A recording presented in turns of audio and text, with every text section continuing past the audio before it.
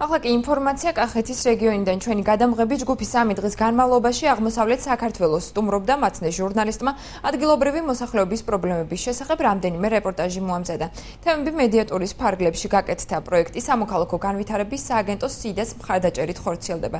ჩვენი ჟურნალისტი სულხან მესხიძე სოფელ ნუკრიანში იმყოფებოდა, სადაც ადგილობრივი მოსახლეობის პრობლემებს გაეცნო. სოფელში წლებია საყოფაცხოვრებო ნარჩენების გატანაზე არავინ ზრუნავს.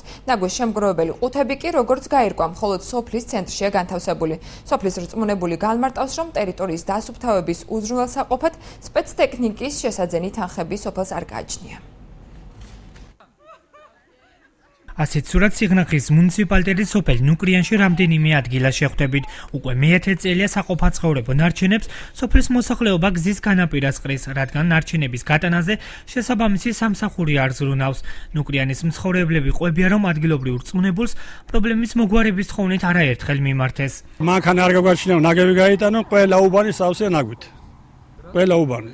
ნაგავსაყრელი კი არის, მაგრამ პირები სოფელშია და სუნი ვახშობს და ვინ ყრის ხოლმე ამ ნაგავს? ვინ თვითონ ჩვენ საწავიღოთ.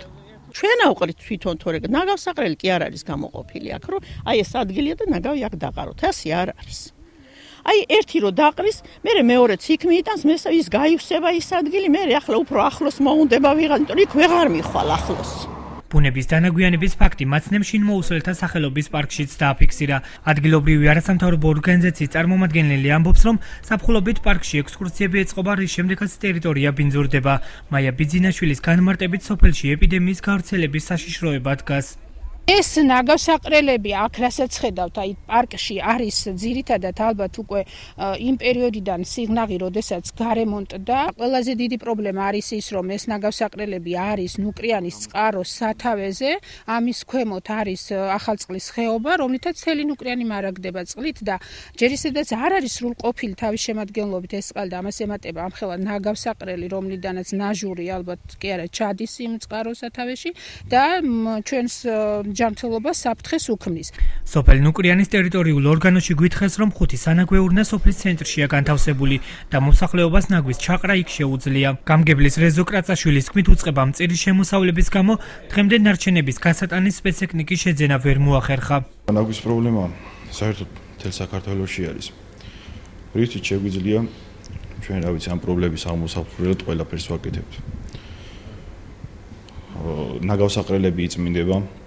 პროექტში გვინდა მომავალ წლისთვის რომ ჩავსვათ ნაგვის უბნები შევიძინოთ სოფელში დაუდგათ და ეხლა ყალიბდებით იმისთვის რომ მანქანა ჩვენი სოფლელის მანქანა ნაგვის გამტანი მანქანა გავაკეთოთ და სოფლიდან გავიდეს ნაგავი. სოფელ ნუკრიანში დაბინძურებული ტერიტორიის დასუფთავება არც სამომავლოდ იგეგმება, აცხადებენ სიღნაღის მუნიციპალიტეტის სანდასუფთავების სამსახურში. უწყების ზედამხედველმა გია ბეგაშვილმა სატელევიზიო კომენტარზე უარი გითხრა.